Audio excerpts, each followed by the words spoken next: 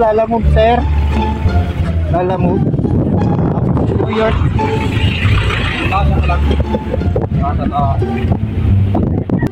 Pakibasa daw, wala siyang time magpaliwanag. Oh no!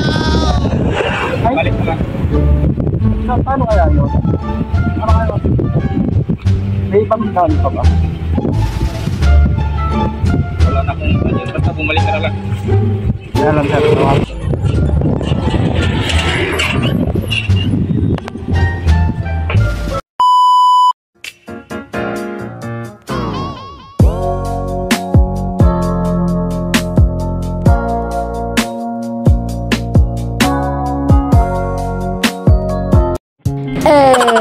Sasama nga pala ako sa kanyang maglalamove. Bigla nga namin naisipan na maglalamove, sideline ba, pero parehas kaming may trabaho. Kumbaga, matagal kaming nagbakasyon kasi nito nung December pa to, late upload lang ako. Grabe, sobrang init nito. Tapos, ang papel ko lang dyan, manood kung paano siya kumuha ng booking, ganun. Nag-start nga pala kami ng oras dyan is tanghali na din kaya sobrang init niyan, katirikan talaga. Kaya tingnan nyo yung outfit check ko dyan, sobrang kapalang jacket ko, tapos sobrang face mask ako, tapos naka-gloves ako kahit hindi naman ako magdadrive, naka-gloves yung kamay ko, kaloka.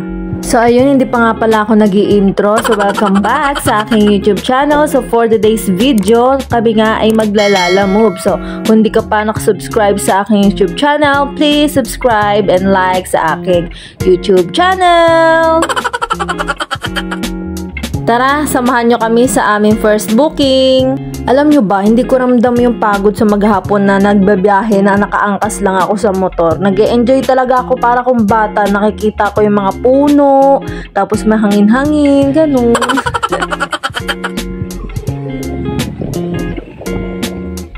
Tapos may senaryo na parang ino-audit ko tong driver ko.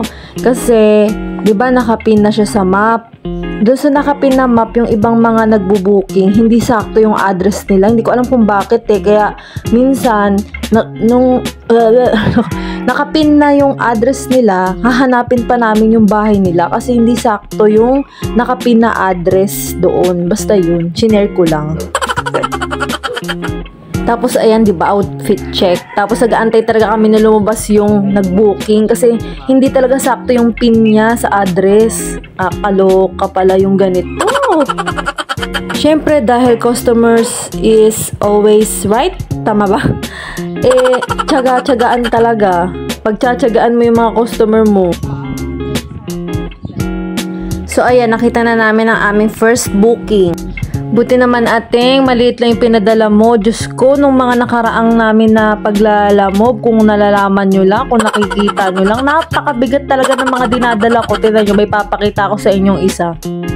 Ito yung unang araw na sumama ako sa kanya. Bingo naman talaga ako sa bigat talaga naman.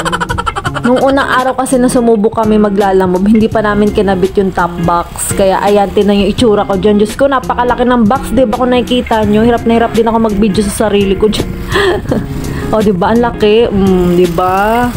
Wala ng araw pero balit pa rin ang ating nyo.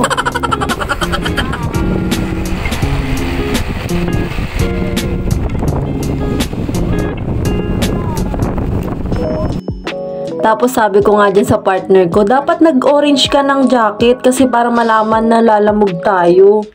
Sabi niya, wag, para hindi nila malaman na maglalalamove tayo. Tapos eto, ichichika ko sa inyo. Meron kaming nakasabayan na lalamove din siya. Isang bahay lang din yung pinuntahan namin na may nag-booking. Sabi niya sa amin, nakita niya daw kami, pero hindi niya inisip na naglalalamove kami. Akala niya, nagde-date lang daw kami. Kaya nung makita niya kami doon sa lugar kung saan yung booking, na same lang din ang pinuntahan namin, na naglalalamove daw kami. Akala niya, nagde-date lang daw kami. So ayun, inulit ko lang. O diba, hindi nga talaga kami halata naglalamove. O diba, para lang kami nagala. So ayun, pangalawang booking na namin to. Eto naman, naloka ako. Susi na nga lang, pinalalamove pa. Ano ba yan? Sobrang tamad talaga ng mga Pinoy no? Ang nakakatawa pa, sa kabilang subdivision lang din naman hinihatid. Diyos ko Lord. Tapos ito pinaghatira namin, nakakaloka. Nagtaka siya sa presyo, bakit daw ganun kalaki? O edi wow. Nainis ako bigla nung binoise over ko to, naalala ko siya. So ayun nga, no oras na yun, no alauna na, pero 2 booking pa lang nakukuha namin. Awit sa'yo Manong, ang laki ng bahay mo. Nagreklamo ka pa sa bayad ng Lalamove. Ito naman, pangatlong booking naman namin. May ibang booking kasi na hindi namin nakikita kung ano yung ibubooking nila, yung ipapadeliver nila. So nagulat ako kasi karne pala yung nandito. Kala ko tuloy buhay na baboy or buhay na baka. Ganun. Naku, paano kaya kung walang top box? Tignan nyo, yayapusin ko yung karne na yan. Kaloka, buti na lang may top box. Tsaka may sandalan na rin ako kasi pag nangangalay na yung balakang ko, masandal ako dyan. So ayan, ipilit natin pagkasyahi dahil hindi ko siya pwede yapusin, malansayar. Ayun, sa Sanggupsalon pala namin siya dadalhin. Ang galing talaga ngayon noon, sa panahon ngayon, napaka-high-tech na talaga. Nag-e-enjoy talaga ako sumama sa kanya. Tsaka, advantage din yung pagsama ko kasi nalalaman namin kung saan yung bilihan ng kung ano-ano ba. Tapos eto na nga, yung pinaka-worst na nakikita ko sa Facebook talaga naman, yung pinagdadaanan nila. Diyos ko, napagdaanan din namin, napakaputik, muntik pa kami madulas dyan. Gusto ko na nga bumaba eh. May pagganyan pa ako, 4 na booking daw namin yan. Ganon. Tignan nyo naman, sobrang putik, diba? Ewan ko na lang talaga kung hindi ka madulas dyan.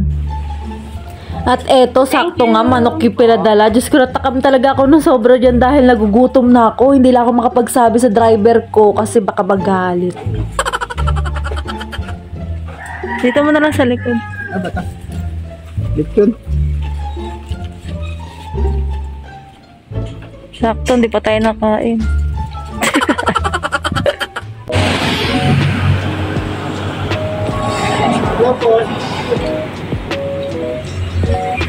Ang galing, double booking. Meron palang double booking sa Lalamove. Ayan. At ayun nga, yung narinig nyo nga na double booking, may ganun pala. Yung double booking na sinasabi, kailangan mabilis ka doon kasi dalawa mo silang pagsasabayin. Kailangan walang malilate, walang hassle. Dapat pipili ka ng yung, basta diskarte mo yun. Dito kami guys sa Amadeo.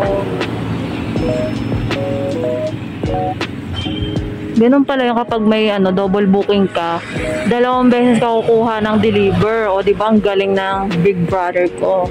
Big Brother. So ayun, pangalawa yun. Yung kanina, una na pinuntahin sa Maputik. Yun yung isa. Tapos ngayon yung pangalawa. Kaya siya tinawag na double booking. So ayun lang.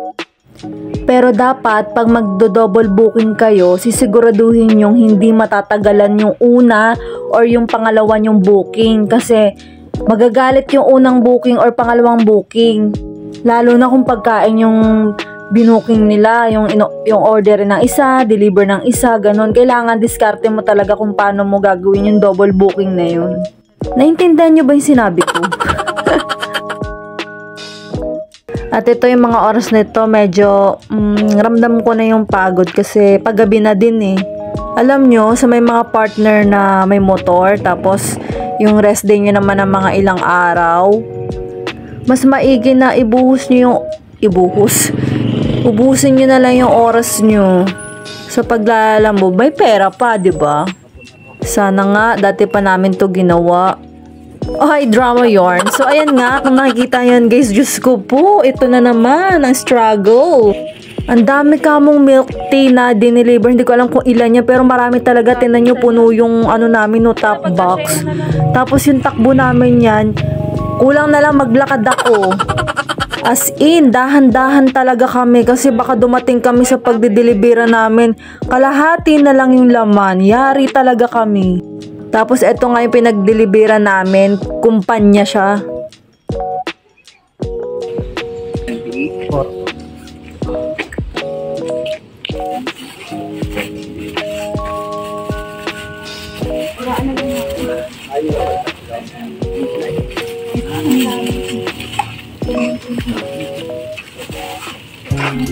Ano ba? Walang natapon. Walang natapon. At ayun, dahil gabi na, uwian na. At least, sa maghapon namin walang trabaho, may trabaho pa din naman. Nakakapagod nga lang talaga. Pero, nakaka-enjoy para lang kaming gumagala. Kaya sa magjowa dyan, magpartner or what, try nyo na rin yung ginawa namin. Ang saya. So, ilan guys. Thank you for watching.